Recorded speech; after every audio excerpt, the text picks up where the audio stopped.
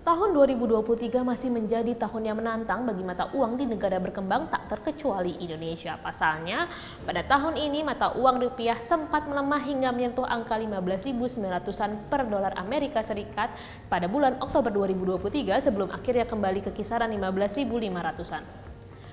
Lalu bagaimana pergerakan mata uang rupiah di sepanjang tahun ini dan isu besar apa yang berhasil membalikan posisi rupiah hingga menjadi salah satu mata uang terkuat di Asia Tenggara tahun ini? Simak ulasannya berikut ini. Pergerakan suku bunga acuan Bank Sentral Amerika Serikat The Federal Reserve atau The Fed masih menjadi sentimen utama yang mempengaruhi pergerakan nilai tukar sejumlah mata uang di negara berkembang termasuk rupiah. Tepatnya sejak The Fed memulai aksi pengetatan kebijakan moneternya demi menekan angka inflasi yang melonjak di tahun 2022 lalu. Di tahun 2022, aksi The Fed menaikkan suku bunga secara konsisten dan agresif telah menghantam mata uang negara-negara ASEAN. Dan rupiah bahkan menempati peringkat kedua yang terburuk di antara 6 mata uang negara dengan perekonomian terbesar di ASEAN pada tahun 2022. Dan meskipun tekanan dari pergerakan suku bunga acuan The Fed telah banyak berkurang di tahun 2023, tetapi sejumlah mata uang negara berkembang masih juga mengalami pelemahan.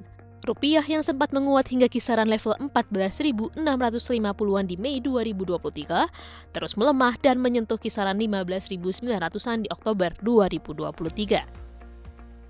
Cadangan devisa Indonesia saat itu pun terus menunjukkan tren penurunan dari kisaran 139 miliar dolar Amerika Serikat di bulan Mei 2023 menjadi 133 miliar dolar Amerika Serikat di Oktober 2023. Hal ini menunjukkan betapa cadangan devisa Indonesia tergerus demi menjaga nilai tukar rupiah yang terus melemah. Padahal, saat itu Bank Indonesia telah mengeluarkan salah satu amunisi untuk menjaga stabilitas nilai tukar rupiah, yaitu Term Deposit Falas devisa hasil ekspor sumber daya alam, yang menawarkan imbal hasil yang tidak kalah dengan bunga deposito falas di luar negeri untuk menarik eksportir agar menaruh dananya di dalam negeri.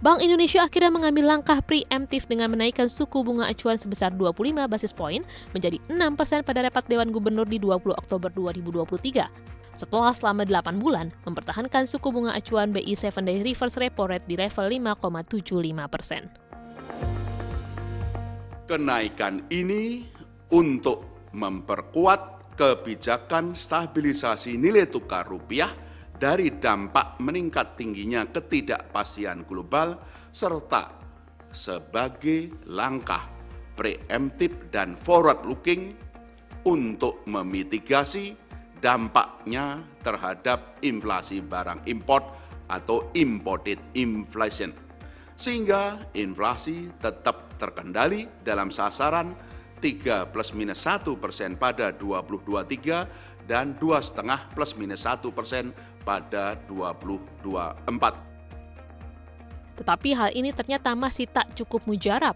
untuk segera membuat rupiah kembali menguat. Rupiah masih terus melemah dan pada 27 Oktober 2023, rupiah menyentuh level 15.935 per dolar Amerika Serikat atau posisi terburuk dalam waktu sekitar 3,5 tahun terakhir. Namun saat itu Presiden Republik Indonesia Joko Widodo justru menanggapi dengan optimistis. Menurut Jokowi, pelemahan rupiah masih terbilang aman, baik untuk sektor real, sektor keuangan, maupun inflasi.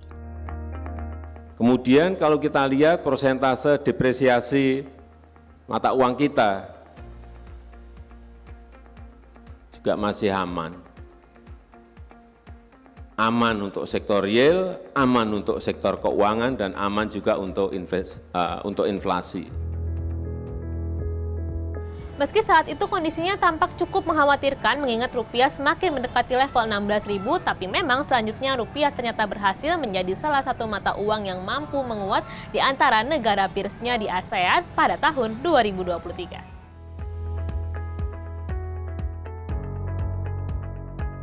Setelah dolar Singapura, rupiah menjadi mata uang yang berhasil menguat di saat mata uang negara lainnya seperti Malaysia, Thailand, dan Vietnam masih melemah di hadapan dolar Amerika Serikat. Penguatan rupiah jelang akhir tahun 2023 tak lepas dari sikap Bank Sentral Amerika Serikat The Fed yang kembali mempertahankan suku bunga acuannya dan bahkan memberikan sinyal penurunan suku bunga acuan sebanyak 3 kali di tahun 2024. Today, we decided to leave our policy interest rate unchanged and to continue to reduce our securities holdings. Given how far we have come, along with the uncertainties and risks that we face, the committee is proceeding carefully. We will make decisions about the extent of any additional policy firming and how long policy will remain restrictive based on the totality of the incoming data, the evolving outlook, and the balance of risks. While participants do not view it as likely to be appropriate to raise interest rates further, neither do they want to take the possibility off the table. If the economy evolves as projected, the median participant projects that the appropriate level of the federal funds rate will be 4.6% at the end of 2024, 3.6% at the end of 2025, and 2.9% at the end of 2026, still above the median longer-term rate. These projections are not a committee decision or plan. If the economy does not evolve as projected, the path of policy will adjust as appropriate to foster our maximum employment and price stability goals.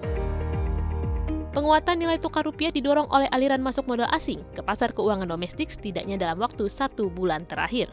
Memang, berdasarkan data Direktorat Jenderal Pengelolaan Pembiayaan dan Resiko Kementerian Keuangan, kepemilikan asing di pasar surat berharga negara atau SBN meningkat sekitar 21 triliun rupiah dalam waktu sekitar sebulan terakhir.